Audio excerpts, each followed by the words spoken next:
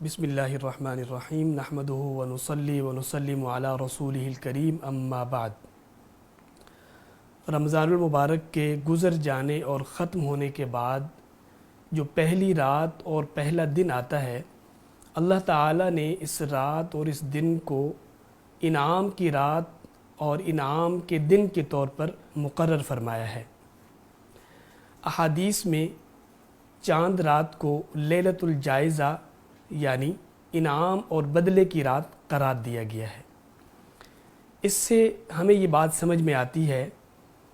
کہ ہم نے رمضان المبارک میں جو کچھ عبادات کی، جو نوافل ادا کیے، تلاوت کی، استغفار کیا، ریاضتیں کی اور اللہ تعالیٰ سے جو کچھ مانگا، دعائیں کی، تو رمضان کے ختم ہونے کے بعد یہ جو پہلی رات آ رہی ہے جس کو ہم چاند رات کہتے ہیں، اس میں اللہ تعالیٰ ہمیں ان تمام عبادات اور ریاضتوں کے بدلے میں انعام سے نوازنا چاہتے ہیں۔ جب یہ رات انعام کی رات ہے تو اس کا معنی یہ ہے کہ ہمیں اس رات کو بھی اسی انداز سے گزارنا ہوگا، اسی اہمیت اور ہمت کے ساتھ اور اسی طریقے کی عبادت کے ساتھ گزارنا ہوگا جس طرح ہم نے رمضان کے بقیہ دنوں اور راتوں کو ہم نے گزارا ہے۔ اگر کوئی شخص اس رات کے اندر غافل ہے، اس رات میں گناہوں میں لگ چکا ہے اور اس رات میں وہاں موجود نہیں ہے جہاں اللہ تعالیٰ نے اس کو انعام سے نوازنا تھا، تو اس کا معنی یہ ہے کہ اس نے اپنی جو کچھ کمائی اب تک کی تھی اس کو ضائع کر دیا ہے۔ جو کچھ اس نے مزدوری کی تھی، آج اس کو اس کا بدلہ ملنا تھا، اس وقت وہ موجود نہیں ہے، تو اس طریقے سے وہ محروم ہو جاتا ہے اور ظاہر ہے کہ یہ ایک بہت بڑی محرومی ہے۔ لہٰذا چاند رات کو، لیلۃ الجائزہ کو ہمیں اس طرح گزارنا چاہیے جیسے احادیث میں اس کی فضیلت وارد ہوئی ہے۔ حضرت ابو امامہ باہلی رضی اللہ تعالیٰ عنہ فرماتے ہیں کہ نبی اکرم صلی اللہ علیہ وسلم نے ارشاد فرمایا، جو شخص دونوں عیدوں یعنی عید الفطر اور عید الاضحیٰ کی راتوں کو ثواب کی نیت سے عبادت کے لیے کھڑا ہوا تو اس کا دل اس دن مردہ نہیں ہوگا جس دن اور لوگوں کے دل مردہ ہو جائیں گے۔ شیخ الحدیث مولانا محمد زکریا رحمۃ اللہ علیہ اس حدیث کی تشریح میں فرماتے ہیں کہ یہاں دل مردہ ہونے کے دو مطلب ہو سکتے ہیں۔ ایک تو یہ کہ عام فتنہ اور فساد کے وقت جب عام لوگوں پر مایوسی طاری ہو جاتی ہے اور ان کے دل پہ مردنی چھا جاتی ہے تو ایسے شخص کی اللہ تعالیٰ حفاظت فرماتے ہیں۔ اور دوسرا، جس دن قیامت قائم ہوگی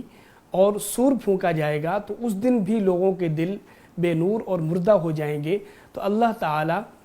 اس رات کی عبادت کی برکت سے اس شخص کی حفاظت فرمائیں گے اور اس کی دستگیری فرمائیں گے۔ اسی حوالے سے دوسری حدیث پاک حضرت معاذ بن جبل رضی اللہ تعالیٰ عنہ سے مروی ہے۔ وہ فرماتے ہیں کہ نبی کریم صلی اللہ علیہ وسلم نے ارشاد فرمایا، جو شخص ان 5 راتوں میں عبادت کرے اس کے لیے جنت واجب ہو جاتی ہے۔ ان 5 راتوں میں سے پہلی رات لیلۃ الترویہ یعنی 8 ذی الحجہ کی رات ہے، دوسری لیلۃ العرفہ 9 ذی الحجہ کی رات ہے، تیسری لیلۃ النحر 10 ذی الحجہ کی رات ہے، اور چوتھی لیلۃ الجائزہ یعنی عید الفطر کی رات، اور 5ویں لیلۃ البراءہ یعنی 15ویں شعبان کی جو رات ہوتی ہے جس کو شب برات کہا جاتا ہے۔ ان 5 راتوں میں جو شخص عبادت کرے گا اللہ تعالیٰ اس کے لیے جنت کو واجب فرما دیں گے۔ اسی طرح حضرت امام شافعی رحمۃ اللہ علیہ سے شیخ عبدالحق محدث دہلوی رحمۃ اللہ علیہ نے یہ نقل فرمایا ہے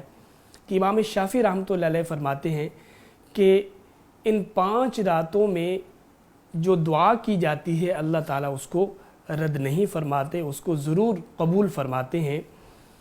ان 5 راتوں میں سے ایک ہے شب جمعہ یعنی ہر جمعرات، اور دوسری ہر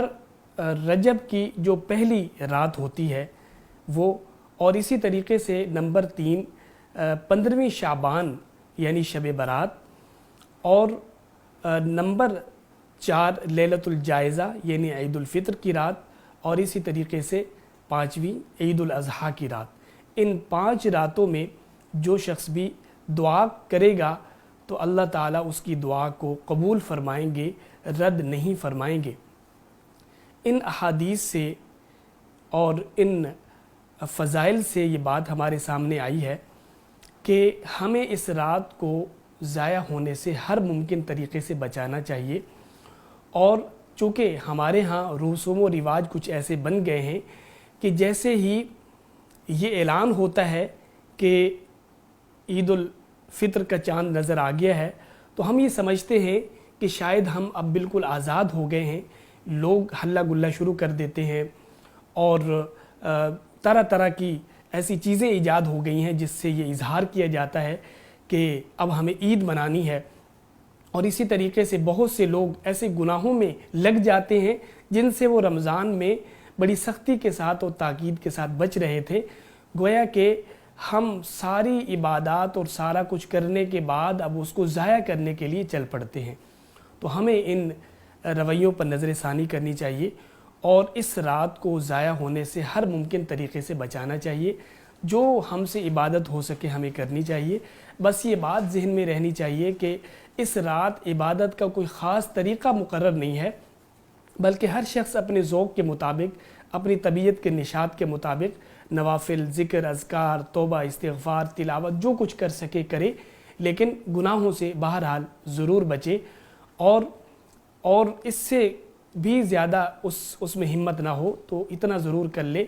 کہ اس رات کی جو عشاء ہے وہ جماعت کے ساتھ ادا کرے اور فجر بھی جماعت کے ساتھ ادا کرے اور گناہوں سے بالکل بچے۔ انشاءاللہ اس کو